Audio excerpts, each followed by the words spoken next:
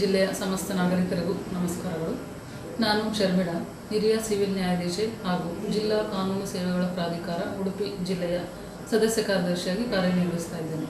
ಈ ಒಂದು ಪ್ರಾಧಿಕಾರ 1995ರಲ್ಲಿ ಜಾರಿಗೆ ಬಂದಿದ್ದು, ಸುಪ್ರೀಂ ಕೋರ್ಟ್ನಿಂದ ಹಿಡಿದು ತಾಲೂಕು ಮಟ್ಟದ ನ್ಯಾಯಾಲಯಗಳವರೆಗೂ ತನ್ನ ಕಾರ್ಯವನ್ನು ನಿರ್ವಹಿಸುತ್ತೆ. ಕಾನೂನು ಸೇವೆಗಳ ಪ್ರಾಧಿಕಾರದ ಅಧಿನಿಯಮದಡಿಯಲ್ಲಿ ಒಂದು ಪ್ರಕರಣದಲ್ಲಿ ಇಬ್ಬರು ಪಕ್ಷಗಾರರ ನಡುವೆ ರಾಜಿ ಸಂಧಾನ ಏರ್ಪಡಿಸುವ ಮೂಲಕ ಪ್ರಕರಣವನ್ನು ಇತ್ಯರ್ಥಪಡಿಸುವ ಉದ್ದೇಶದಿಂದ ಜನತಾ ನ್ಯಾಯಾಲಯ ಹಾಗೂ ಲೋಕ್ ಅದಾಲತ್ಗಳನ್ನು ರಚಿಸಲಾಗುತ್ತದೆ. ರಾಷ್ಟ್ರೀಯ ಹಾಗೂ ರಾಜ್ಯ ಕಾನೂನು ಸೇವಾ ಪ್ರಾಧಿಕಾರದ ನಿರ್ದೇಶನದ ಮೇರೆಗೆ ಈ ಒಂದು ಲೋಕ್ ಅದಾಲತ್ಗಳನ್ನು ಆಯೋಜಿಸಲಾಗುತ್ತದೆ.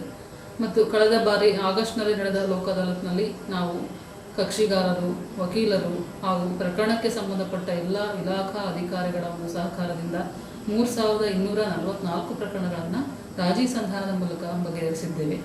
ಅದೇ ರೀತಿ ಈ ಬಾರಿಯೂ ಸಹ ಕರ್ನಾಟಕ ರಾಜ್ಯ ಕಾನೂನು ಸೇವೆಗಳ ಪ್ರಾಧಿಕಾರದ ಒಂದು ನಿರ್ದೇಶನದ ಮೇರೆಗೆ ಉಡುಪಿ, ಕುಂದಾಪುರ ಹಾಗೂ ಕಾರ್ಕಳ ನ್ಯಾಯಾಲಯಗಳ ಆವರಣಗಳಲ್ಲಿ ಅಕ್ಟೋಬರ್ 23 4ನೇ ಶನಿವಾರದಂದು ಲೋಕ್ ಅದಾಲತನ್ನು ಆಯೋಜಿಸಿದ್ದೇವೆ.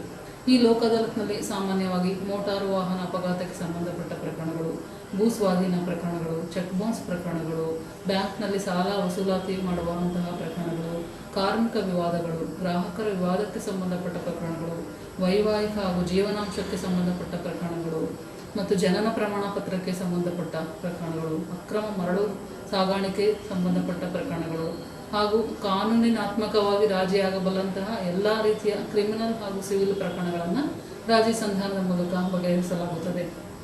ಈ ರೀತಿಯ ಲೋಕ್ ಅದಾಲತ್ಗೆ ಸಂಬಂಧಪಟ್ಟಂತೆ ನ್ಯಾಯಾಲಯಗಳಲ್ಲಿ ಪ್ರತಿದಿನ ಪೂರ್ವಭಾವಿ ಬೈಠಕ್ಗಳನ್ನು ಸಹ ಆಯೋಜಿಸಿರುತ್ತೇವೆ. ಈ ಒಂದು ಪೂರ್ವಭಾವಿ ಬೈಠಕ್ನಲ್ಲಿ ನ್ಯಾಯಾಧೀಶರು ಹಾಗೂ ಪ್ರಕರಣಕ್ಕೆ ಸಂಬಂಧಪಟ್ಟ ಇಲಾಖಾ ಅಧಿಕಾರಿಗಳು ಮಧ್ಯಸ್ಥಿಕೆಯನ್ನು ವಹಿಸ್ತಾರೆ. ಕಕ್ಷಿದಾರರಿಗೆ ಶೀಘ್ರವಾಗಿ ನ್ಯಾಯ ದೊರಕಿಸಿಕೊಡುವ ಉದ್ದೇಶದಿಂದ ಈ ಲೋಕ್ ಅದಾಲತ್ಗಳನ್ನು ಆಯೋಜಿಸಲಾಗುತ್ತದೆ. ಮತ್ತು ಕೋವಿಡ್ನಂತಹ ಸಮಯದಲ್ಲೂ ಸಹ ನ್ಯಾಯಾಲಯಗಳು ಕಾರ್ಯನಿರ್ವಹಿಸಿ ನ್ಯಾಯಾಲಯದಲ್ಲಿ ವಿಚಾರಣೆಗೆ ಬಾಕಿ ಇರುವಂತಹ 3065 ಪ್ರಕರಣಗಳು ಹಾಗೂ 179 ವ್ಯಾಜ್ಯಪೂರ್ವ ಪ್ರಕರಣಗಳನ್ನು ರಾಜಿ ಸಂಧಾನದ ಮೂಲಕ ಬಗೆಹರಿಸಲಾಗಿರುತ್ತದೆ.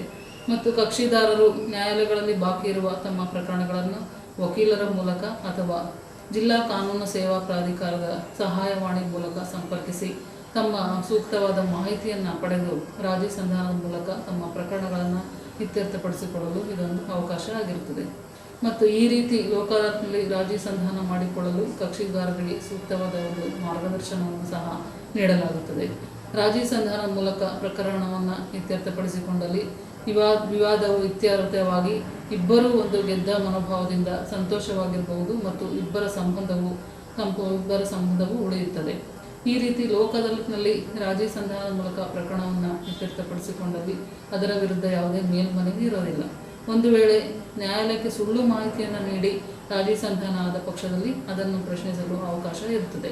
ಮತ್ತು ಲೋಕ್ ಅದಾಲತ್ನಲ್ಲಿ ರಾಜಿ ಸಂಧಾನದ ಮೂಲಕ ಪ್ರಕರಣವನ್ನು ಇತ್ಯರ್ಥಪಡಿಸಿಕೊಂಡಲ್ಲಿ ತಾವು ನ್ಯಾಯಾಲಯಕ್ಕೆ ಪಾವತಿಸಿದ ನ್ಯಾಯಾಲಯದ ಶುಲ್ಕವನ್ನು ಪೂರ್ಣವಾಗಿ ಮರುಪಾವತಿಸಲಾಗುತ್ತದೆ.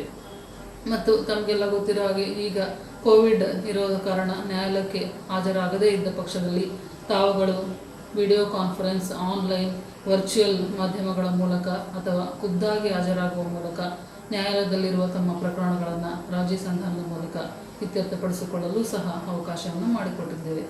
ಮತ್ತು ಹೆಚ್ಚಿನ ಮಾಹಿತಿಗಾಗಿ ತಾವುಗಳು ಜಿಲ್ಲಾ ಕಾನೂನು ಸೇವಾ ಪ್ರಾಧಿಕಾರದ ಸದಸ್ಯ ಕಾರ್ಯದರ್ಶಿಗಳು ಹಾಗೂ ಆಯಾ ತಾಲೂಕು ಕಾನೂನು ಸೇವಾ ಸಮಿತಿಗಳ ಕಾರ್ಯದರ್ಶಿಗಳನ್ನು ಸಂಪರ್ಕಿಸಿ ಹೆಚ್ಚಿನ ಮಾಹಿತಿ ಪಡೆದು ಪ್ರಕರಣವನ್ನು ಇತ್ಯರ್ಥಪಡಿಸಿಕೊಳ್ಳಬಹುದು.